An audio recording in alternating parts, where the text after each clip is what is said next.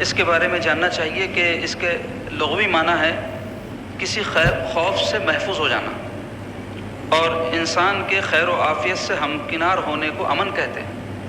تو بندہ جب ایمان لا لیتا ہے تو وہ اللہ کے عذاب سے محفوظ ہو جاتا ہے، اس کی ناراضگی سے محفوظ ہو جاتا ہے۔ یہ تو اس کی لغوی تعریف ہے، اور اصطلاحی یا شرعی تعریف اس کی یہ ہے کہ وہ سب باتوں کو تسلیم کر لینا جو ہمارے آقا و مولا محمد عربی صلی اللہ تعالیٰ علیہ وسلم اللہ تعالیٰ کے پاس سے لے کر آئے، اس کو تسلیم کر لینا، اس کو دل سے مان لینا۔ تو ایمان کا تعلق قلب سے ہے، اور اسلام کا تعلق احکام اور ظاہر سے ہے، اور ایمان کا تعلق دل اور باطن سے ہے۔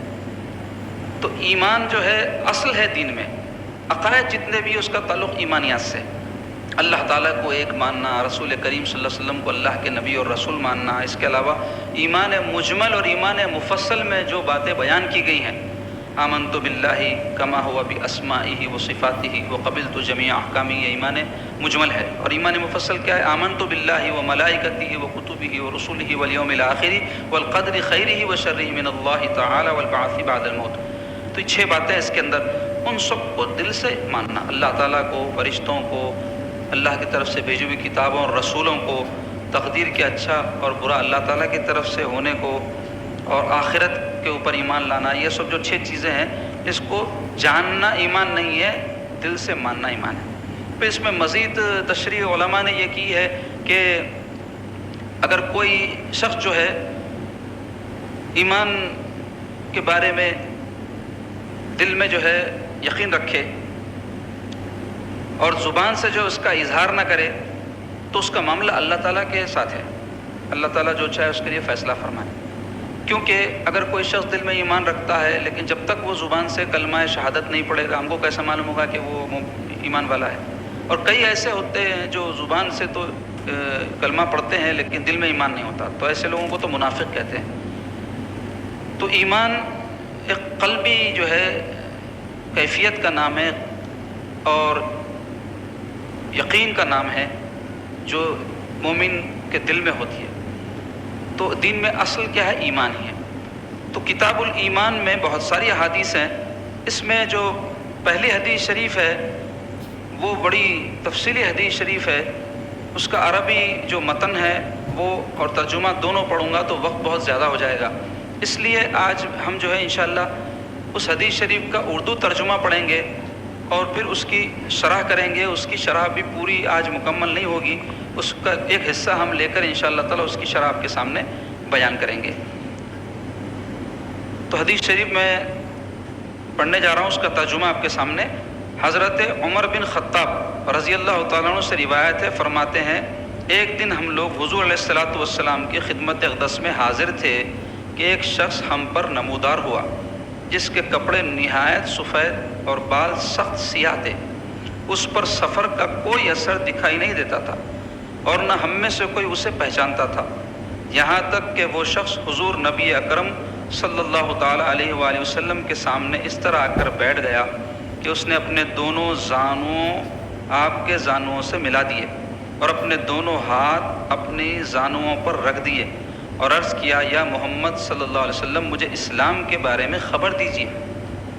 آپ علیہ الصلوۃ والسلام نے فرمایا، اسلام یہ ہے کہ تو اس حقیقت کی گواہی دے کہ اللہ تعالیٰ کے سوا کوئی معبود نہیں، اور یہ کہ محمد صلی اللہ علیہ وسلم اللہ کے رسول ہیں، اور یہ کہ تو پابندی کے ساتھ مسنون طریقے سے نماز ادا کرے اور زکوٰۃ دے اور رمضان شریف کے روزے رکھے اور طاقت و استطاعت ہونے کی صورت میں بیت اللہ شریف کا حج کرے۔ اس شخص نے یہ سن کر کہا، آپ نے سچ فرمایا ہے۔ ہمیں اس کی بات سے تعجب ہوا کہ آپ سے سوال بھی کرتا ہے اور آپ کی تصدیق بھی کرتا ہے۔ پھر اس نے کہا، آپ مجھے ایمان کے متعلق بھی بتائیں کہ وہ کیا ہے۔ آپ علیہ الصلوۃ والسلام نے فرمایا، ایمان یہ ہے کہ تو اللہ تعالیٰ پر، اس کے فرشتوں اور رسولوں پر اور روز قیامت پر ایمان لائے اور اس کی اچھی بری تقدیر پر ایمان لائے۔ اس نے کہا، آپ نے درست فرمایا۔ پھر اس نے عرض کیا، مجھے احسان کے بارے میں بتائیے کہ وہ کیا ہے۔ آپ نے فرمایا، احسان کا اعلیٰ مرتبہ یہ ہے کہ تو خدا تعالیٰ کی اس طرح عبادت کرے گویا اسے دیکھ رہا ہے، اور احسان کا کم درجہ یہ ہے کہ اگر تو اسے نہیں دیکھ رہا تو کم از کم تیرا یہ یقین ہو کہ وہ تجھے دیکھ رہا ہے۔ اس نے پھر سوال کیا قیامت کے بارے میں مجھے بتائیں کہ کب واقع ہوگی؟ آپ نے فرمایا قیامت کے متعلق جس سے سوال کیا گیا ہے وہ سوال کرنے والے سے زیادہ علم نہیں رکھتا۔ اس پر اس نے کہا مجھے اس کی علامات ہی بتائیے۔ آپ نے فرمایا قیامت کی علامتوں میں سے یہ ہے کہ لونڈی اپنا مالک و مربی جنے گی، اور یہ کہ تو دیکھے کہ برہنہ پاؤں برہنہ جسم بکریاں چرانے والے اور تندرست لوگوں کی مالی حالت یہ ہو جائے گی کہ وہ مکانات کی تعمیر و آرائش میں فخر و تکبر کے طور پر ایک دوسرے سے آگے بڑھنے میں کوشش کریں گے۔ حضرت عمر رضی اللہ تعالیٰ عنہ فرماتے ہیں پھر وہ شخص چلا گیا اور میں نے اس کے جانے کے بعد کافی دیر خاموش رہا۔ پھر حضور نبی کریم صلی اللہ تعالی علیہ وآلہ وسلم نے خود ہی مجھے فرمایا اے عمر جانتا ہے کہ یہ سائل کون تھا؟ میں نے عرض کی اللہ اور اس کا رسول بہتر جانتا ہے۔ فرمایا بے شک وہ جبرائیل تھا، تمہیں تمہارا دین سکھانے کے لیے آیا تھا۔ اسے مسلم نے روایت کیا، اور حضرت ابو ہریرہ رضی اللہ تعالیٰ عنہ نے اس سے کچھ مختلف الفاظ سے حدیث روایت کی ہے۔ اس میں اس طرح ہے اور تو دیکھے گا ننگے پاؤں ننگے جسم بہرے اور گونگے لوگوں کو زمین کی بادشاہت۔ قیامت کا علم 5 علوم میں سے ہے جنہیں اللہ تعالیٰ کے سوا کوئی نہیں جانتا۔ پھر آپ نے ان اللہ عنده علم الساعة وينزل الغیث الی آخری یعنی سورہ لقمان کی آخری آیت پڑھی۔ یہ حدیث متفق علیہ ہے۔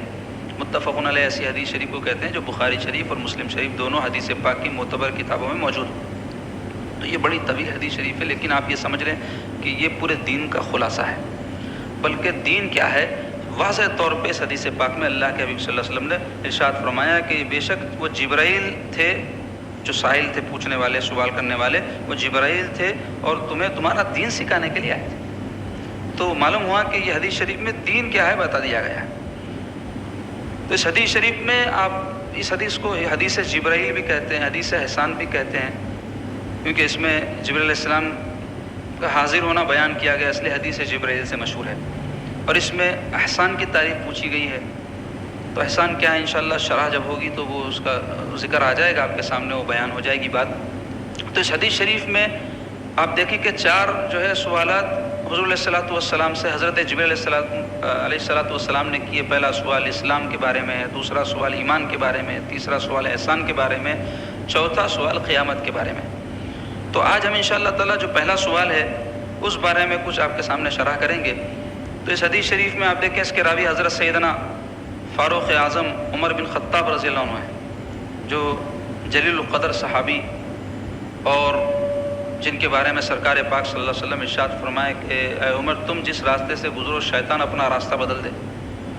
اور اسلام میں بڑے مضبوط، بڑے زبردست اور اپنے زمانہ خلافت میں عظیم کارنامے انجام دینے والے صحابی، بڑے ان کے فضائل ہیں۔ ہمارے لیے ضروری ہے کہ جو ہماری اسلام کے عظیم ہستیاں ہیں، اہل بیت اطہار سے ہو یا صحابہ کرام میں سے ہو، ان کے بارے میں ہم کو علم ہو، ہم جانیں ان کے احوال، ان کے واقعات، ان کے خدمات، ان کے مناقب، ان کے فضائل۔ تو اس سلسلے میں ضروری ہے کہ ہم علماء کی صحبت اختیار کریں جن سے ہم کو ان باتوں کا پتہ چلے، دروس میں شرکت کریں جہاں ایسی باتیں بیان ہوتی ہیں۔ اس کے علاوہ اگر ہم پڑھنا جانتے ہیں، اردو جانتے ہیں، انگریزی جانتے ہیں، جو زبان بھی جانتے ہیں اس زبان میں اہل سنت والجماعت کے علماء کی ان ہستیوں کے بارے میں جو کتابیں ہیں وہ لے کر اس کا مطالعہ کریں، اپنی نئی نسلوں کو ان کے بارے میں آگاہ کریں۔ آپ غور کیجئے کہ ہماری جو نئی نسلیں ہیں، ہمارے نوجوان جو بچے ہیں، وہ کھلاڑیوں کے بارے میں، ایکٹر ایکٹریس کے بارے میں اور لیڈروں کے بارے میں اور ایسے لوگ جن کے بارے میں سننا بھی ہمارے لیے جو ہے فضول بات ہے، ان کے بارے میں تو جانتے ہیں، لیکن یہ عظیم جو ہستیاں جو اسلام کی ایسی عظیم الشان خدمات انجام دی ہیں کہ جس کی مثال روئے زمین پر دوسری مل نہیں سکتی، ویسے ہستیوں کے بارے میں نہیں مانتے۔ تو اس میں قصور جو ہے سرپرستوں کا ہے، قصور جو ہے والدین کا ہے۔ ان کا کام ہے کہ اپنے بچوں کی ذہن سازی کریں، ان کو ان عظیم ہستیوں کے بارے میں معلومات فراہم کریں تاکہ وہ اپنی زندگیوں میں ہر قدم پر ان کی زندگیوں کو مشعل راہ بنا کر اپنی زندگی گزاریں۔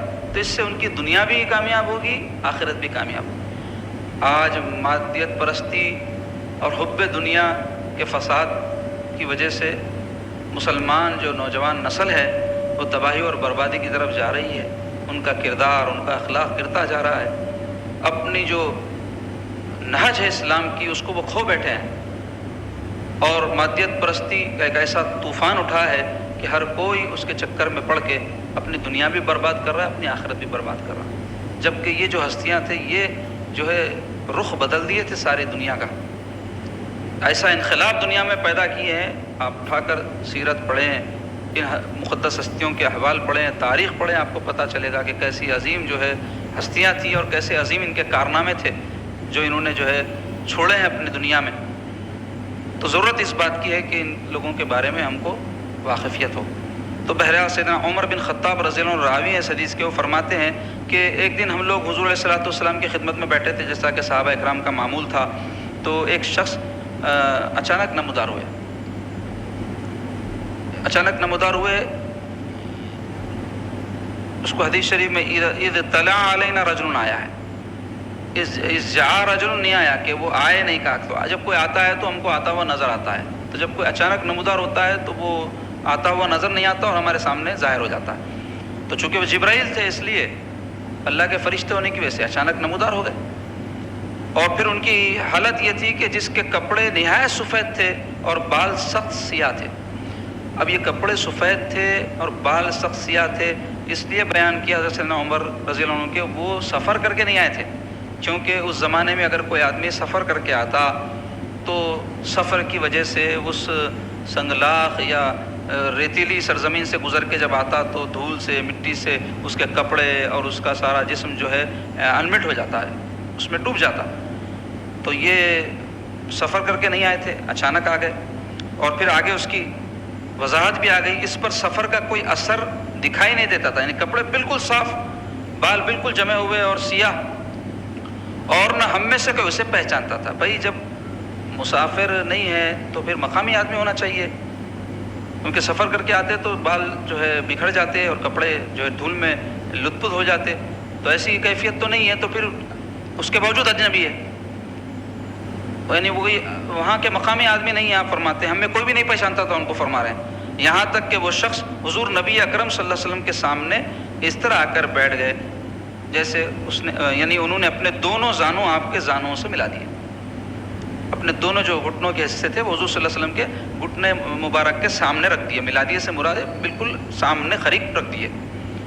اس کے ذریعے سے شارحین کہتے ہیں کہ آداب جو علم کے حصول کے لیے ہوتے ہیں، یا کوئی اگر کسی سے کچھ سیکھنے جاتا ہے یا استاذ کے پاس جاتا ہے یا مرشد کے پاس جاتا ہے تو کیا ہونے چاہیے وہ سکھائے جا رہے ہیں، کہ ان کے سامنے جب جائے تو وہ جو ہے پھیل کر اور جو ہے بالکل بے ادبی کے ساتھ نہ بیٹھے، بلکہ سمٹ کر پورے آداب کو ملحوظ رکھتے ہوئے استاذ کے سامنے بیٹھے، وہ اس جو ہے عمل کے ذریعے جبریل علیہ السلام کے سکھایا جا رہا ہے۔ تو آپ کے زانوں سے ملا دیے اور اپنے دونوں ہاتھ اپنی رانوں پر رکھ دیے، بعض روایتوں میں اپنی رانوں پر، بعض روایتوں میں حضور علیہ الصلوۃ والسلام کے دونوں جو ہے رانے مبارک، زانوں مبارک پر رکھے، جیسے کوئی کسی کے ساتھ جو ہے ادب کا مظاہرہ کرتا ہے تو اس کے پیر کو اپنا ہاتھ لگاتا ہے، تو ویسے جو ہے دونوں حضور علیہ الصلوۃ والسلام کے زانوں پاک پر اپنے ہاتھ رکھے، یا بعض یہ اس کا ترجمہ کی ہے کہ اپنے زانوں پر انہوں نے رکھے، یہ بھی ادب کی علامت۔ یہ شاگرد جب استاد کے سامنے بیٹھتا ہے تو ہاتھ ٹیک کر یا جو ہے ہاتھ ادھر ادھر رکھ کے نہیں بیٹھتا، بلکہ اپنے دونوں قاعدے میں جیسے ہم بیٹھتے ہیں نماز میں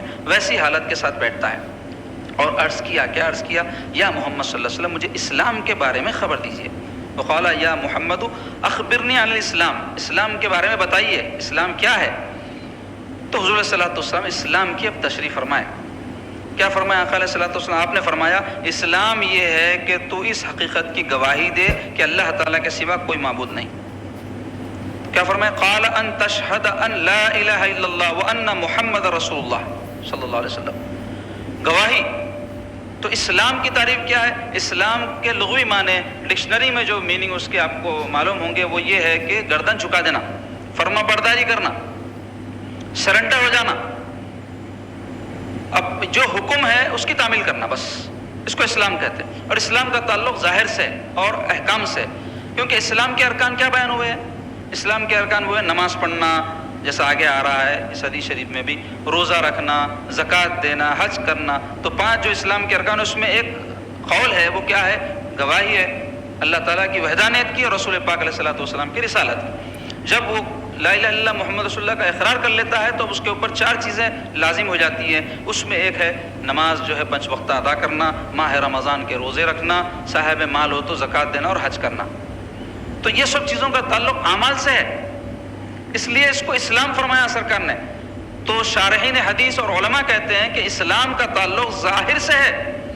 یعنی کوئی آدمی اگر کلمہ پڑھ لیا ہے، نماز پڑھ رہا ہے، روزہ رکھ رہا ہے، زکوٰۃ دے رہا ہے، اور اللہ صاحب استطاعت کیا تو زکوٰۃ دے رہا ہے اور حج ادا کر رہا ہے، اور کوئی منافی اسلام کام نہیں کر رہا ہے، تو پھر اس کو آپ مسلمان کہیں گے. اب یہ نہیں کہیں گے کہ نہیں اس کے دل میں کیا ہے نہیں معلوم ہمارے کو. تو دل کا معاملہ اللہ کے حوالے ہے، ہم سے دل کے بارے میں نہیں پوچھا جائے گا. اگر کوئی آدمی کلمہ گو ہے اور اسلام کے جو ارکان ہیں اس کا پابند ہے، اور کوئی منافی اسلام کام نہیں کر رہا ہے، یعنی کوئی کفریہ کلمات زبان سے نہیں نکال رہا ہے، یا انبیاء علیہ السلام کی شان میں گستاخی نہیں کر رہا ہے، یا پھر کوئی کافر جو کام کرتے ہیں تو وہ دیکھ کر ہم ان کو کافر سمجھتے ہیں، پوجا پاٹ کر رہے ہیں، یا اور کوئی علامت ہے جو خاص کافروں کی ہے وہ اختیار نہیں کر رہا ہے. نہیں کوئی آدمی کلمہ بھی پڑھ رہا پھر جو ہے معاذ اللہ کوئی ایسا کام بھی کر رہا جو غیر مسلم انجام دیتے ہیں، تو بھی پھر اس کے اسلام میں جو ہے شک آ جائے گا. لیکن ایسے کوئی منافی اسلام کام نہیں کر رہا ہے تو اس کے ظاہر کو دیکھتے ہوئے ہم کو یہ کہنا پڑے گا یہ مسلمان، ہم اس کو کافر نہیں کہہ سکتے. البتہ جیسے میں کہا کہ گستاخی وغیرہ کی بات اس کی زبان سے نکل گئی تو اس کے بارے میں بھی عوام کا کام نہیں ہے کہ اس کو کافر کہہ دے. ایسے مسئلے کو وہ معتبر اور مستند علماء سے رجوع کرے، اس کا ایک پروسیجر ہے، اس کو فالو کرنے کے بعد میں اگر وہ شخص اپنی اس بات پر قائم رہے تو پھر وہ جو فتویٰ اس بارے میں دینا ہے دیں گے. لیکن عوام کو حق نہیں ہے. ہم تو جو بھی نماز پڑھ رہا ہے، روزہ رکھ رہا ہے، اسلامی جو ہے انداز کو اختیار کیا ہوا ہے، اس کو مسلمان سمجھیں گے. تو سرکار پاک صلی اللہ علیہ وسلم کیا فرمائے؟ ارکان اسلام میں سے پہلا رکن کیا ہے؟ کلمہ توحید، اس کی گواہی. تو فرمائے کہ ان تشہد ان لا الہ الا اللہ، کہ تو گواہی دے کہ اللہ تعالیٰ کے سوا کوئی معبود نہیں، وان محمد رسول اللہ، اور محمد علیہ الصلوۃ والسلام اس کے رسول ہیں. اور پھر اس کے بعد حضور نے فرمایا اور یہ کہ تو پابندی کے ساتھ مسنون طریقے سے نماز ادا کرے. وتقیم الصلاۃ، نماز قائم کرنے کا حکم دیا گیا.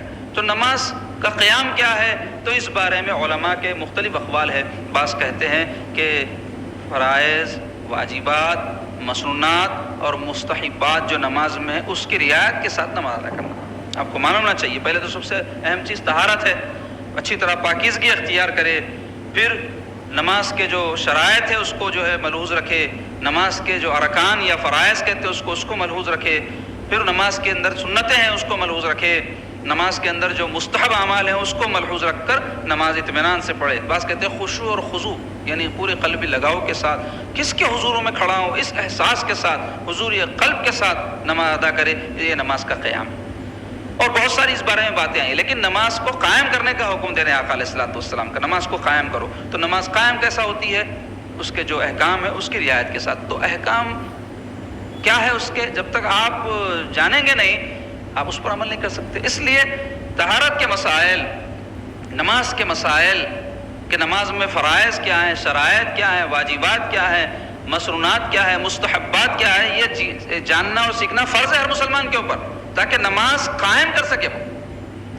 اب ایسے آئیں بھائی صحیح پڑھ لے رہے ہیں، اللہ کی رحمت سے امید ہے قبول کر لے گا، لیکن علم نہیں سیکھنے کے گناہ گار ہیں. اتنی اہم عبادت کی اہمیت نہیں ہے ہمارے پاس، اس کا ہم پر وبال ہے.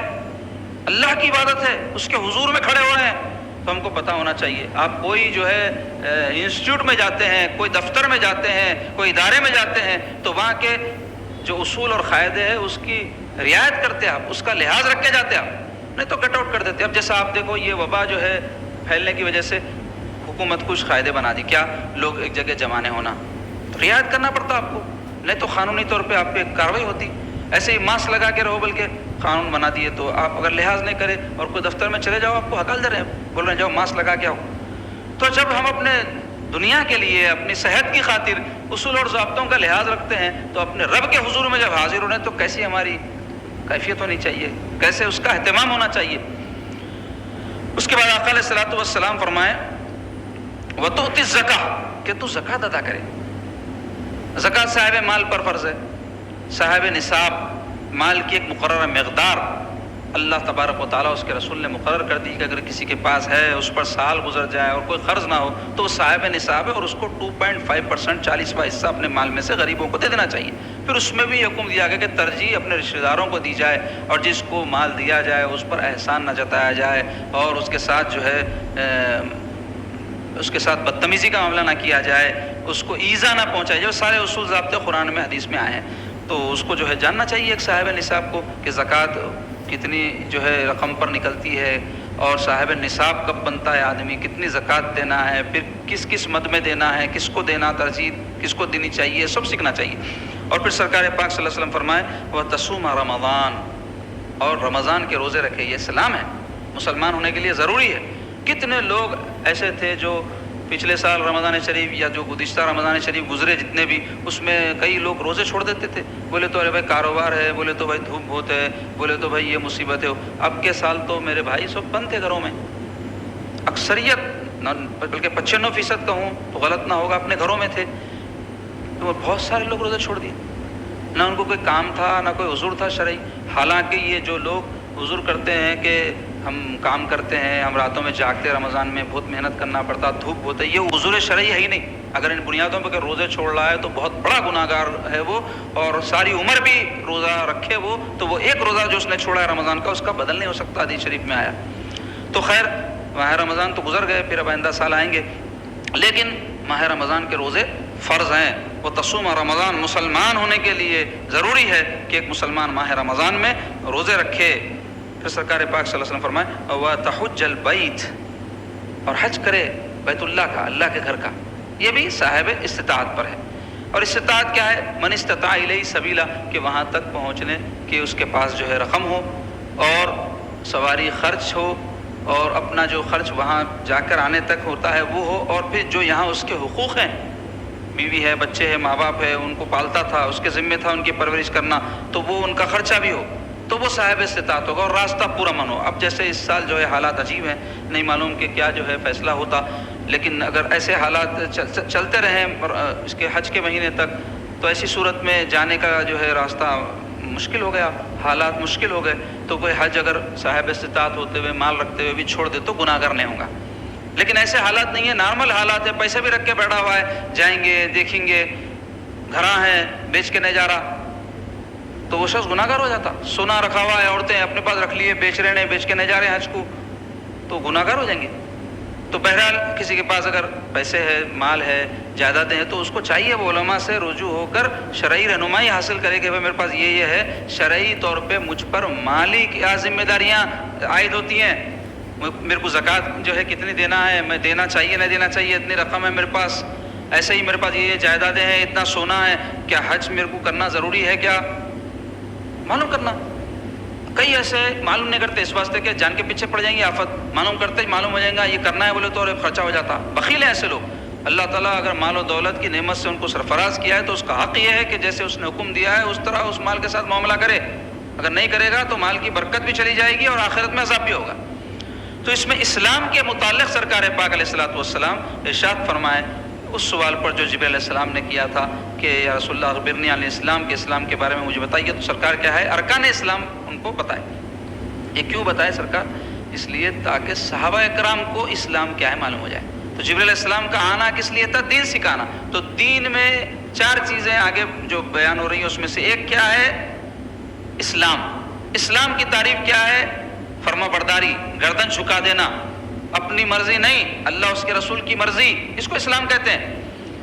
اب ہم دعویٰ تو کرتے ہیں مسلمان ہیں، پھر پکے مسلمان بھی ہے، پھر کئی لوگ میرے جیسے لباس داڑھی سب جو اہتمام کرنا ہے کرتے ہیں، لیکن اصل جو بات ہے وہ ہے سر تسلیم خم کرنا، گردن جھکا دینا احکام کے آگے اللہ اس کے رسول کی۔ جو چیز کو اللہ اس کے رسول نے عبادت کی صورت میں لازم کیا ہے وہ ادا کرنا، جو چیز کو اللہ اس کے رسول نے معاملات میں ہم کو حلت اور حرمت بتائی ہے اس کے مطابق معاملہ کرنا، اور اسی طرح جو چیزیں اسلام میں ہمارے اوپر ذمہ داری کی حیثیت سے رکھی گئی ہیں ان سب کو پورا کرنا، یہ اسلام ہے، اور یہ حقیقت میں جو ہے فرما برداری ہے۔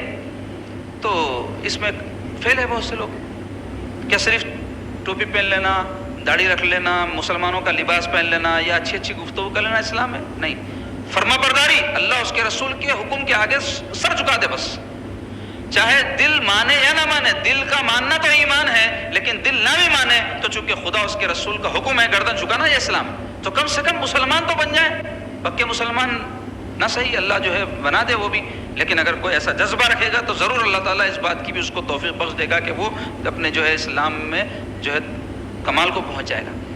تو بہرحال اس حدیث شریف میں جو باتیں بیان کی گئی تھی اس کا ایک حصہ آج بیان ہوا، انشاءاللہ آئندہ جو ہے درس میں ہم اس کا دوسرا حصہ جس کا تعلق ایمانیات سے ہے اس پر گفتگو کریں گے۔